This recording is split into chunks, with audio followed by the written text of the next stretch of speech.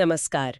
आज 29 जुलाई 2025 है और हम कुछ ज़रूरी खबरों और जानकारियों पर गहराई से नज़र डालेंगे जो हमें मिले स्रोतों से पता चली है। नमस्ते। कोशिश यही रहेगी कि कम समय में आपको सारी अहम बातें पता चल जाएं।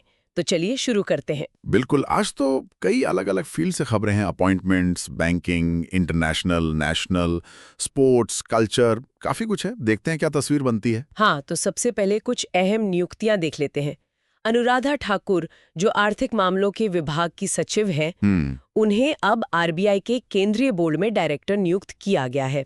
सरकार की तरफ से जो 2 डायरेक्टर नॉमिनेट होते हैं, उनमें से ये एक होंगी। अच्छा। और शिक्षा के क्षेत्र में भी एक बड़ी खबर है। प्रोफेसर उमा कांजीलाल, हाँ। वो Indira Gandhi national open university मतलब इग्नू की पहली महिला कुलपति बनी है। अरे वाह, पहली महिला कुलपति। हाँ, और वो भी यूनिवर्सिटी बनने के लगभग 40 साल बाद। इग्नू तो 1985 में बना था ना। सही कहा। अब जरा बैंकिंग और अर्थव्यवस्था की तरफ आते हैं।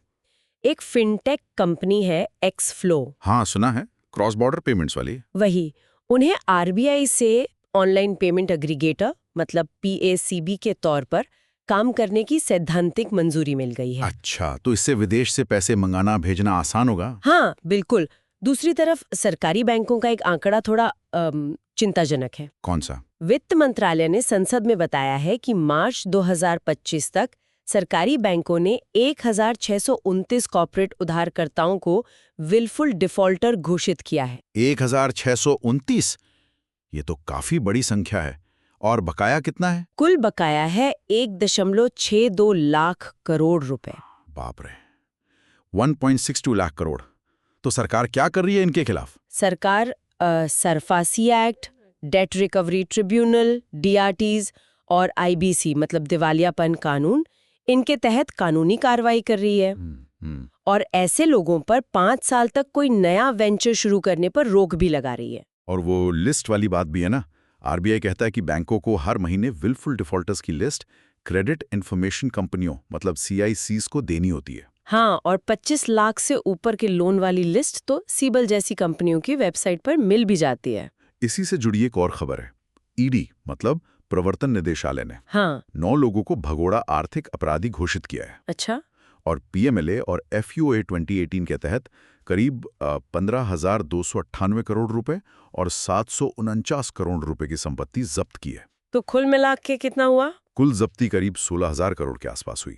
और बैंकों और दूसरे दावेदारों को लगभग 25,806 करोड़ की संपत्ति लौटाई भी गई है। चलिए, कुछ रिकवरी तो हो रही है। अब भविष्य की तरफ देखते हैं। वर्ल्ड बैंक की एक रिपोर्ट आई है। हाँ, towards resilient and prosperous cities in India नाम से। बिल्कुल।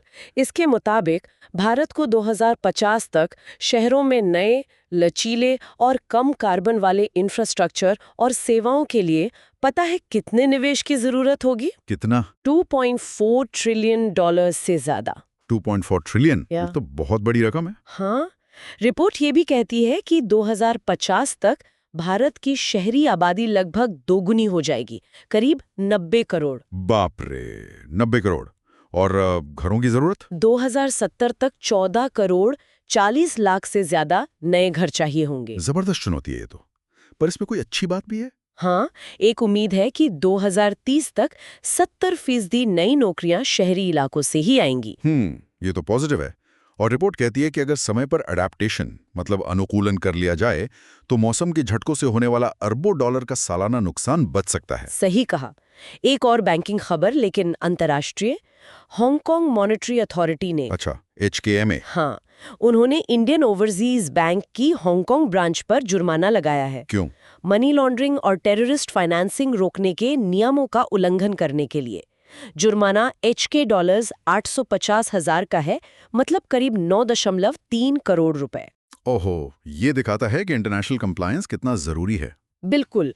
अब जरा समझौतों पर आते हैं।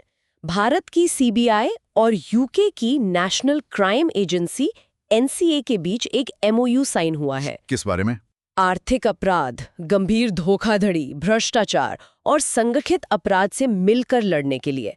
ये प्रधानमंत्री मोदी की हाल की यूके यात्रा के दौरान हुआ।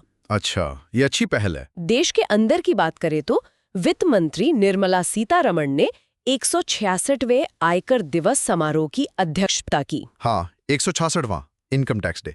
और इस मौके पर उन्होंने इनकम टैक्स डिपार्टमेंट के लिए एक नया मैस्कॉट मतलब शुभंकर लॉन्च किया, मधुकर। मधुकर, दिलचस्प नाम है। अब टेक्नोलॉजी की तरफ भारतीय रेलवे ने कुछ कमाल किया है। क्या? देश के पहले हाइड्रोजन संचालित कोच, जिसे ड्राइविंग पावर कार कह रहे हैं, उसका सफल परीक्षण किया है। अरे वाह, हाइड्रोजन कोच। कहाँ पर हुआ ये टेस्ट? चेन्नई की इंटीग्रल कोच फैक्ट्री ICF में। ये 1200 हॉर्स पावर की हाइड्रोजन ट्रेन बनाने के बड़े प्रोजेक्ट का हिस्सा है। अच्छा, ये वही विरासत के लिए हाइड्रोजन पहल है ना? हाँ बिल्कुल। इसके तहत पूरे भारत में हेरिटेज और पहाड़ी रूट पर 35 हाइड्रोजन ट्रेनें चलाने का लक्ष्य है। 35 ट्रेनें। लेकिन इसकी लागत तो बहुत ज्यादा होगी। हाँ, यहीं पर एक बड़ा सवाल है। अनुमानित लागत है हर ट्रेन करीब 80 करोड़ रुपए। 80 करोड़ एक ट्रेन का? हाँ, और हर रूट पर इंफ्रास्ट्रक्चर का खर्चा अलग, करीब 70 करोड़ रुपए। बाप रे, मतलब हेरिटेज के लिए इतना खर्चा, ये कितना प्रैक्टिकल है सोचना पड़ेगा। बिल्कुल। अब अंतर्राष्ट्रीय मंच पर चलते हैं। अमेरिका ने एक बड़ी घोषणा की है। क्या? वो 31 दिसंबर 2026 से यूनेस्को से फिर हट जाएगा। फिर से?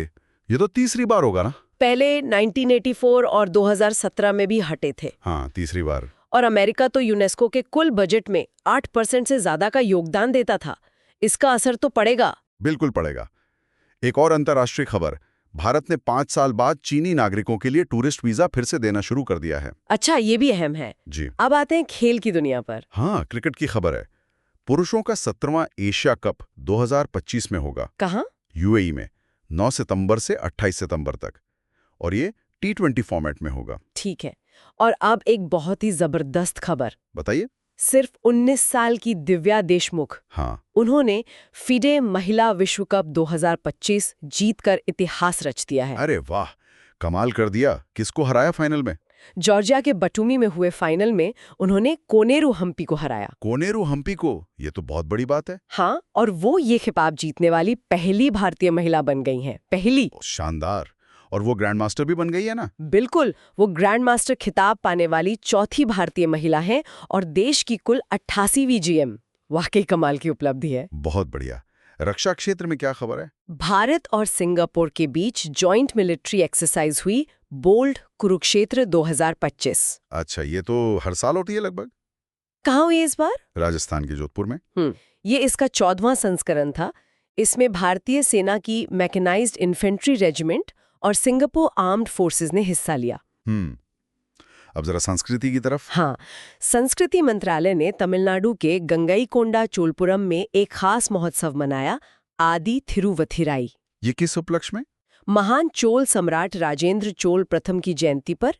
ये उनके दक्षिण पूर्व एशिया के समुद्री अभियान के 1000 साल पूरे होने और यूनेस्को लिस्टेड गंगईकोंडा चोलपुरम मंदिर के निर्माण का भी जश्न था। 1000 साल? वाह! प्रधानमंत्री ने इस मौके पर एक स्मारक सिक्का भी जारी किया। ये अच्छी बात है, अपनी विरासत को याद करना।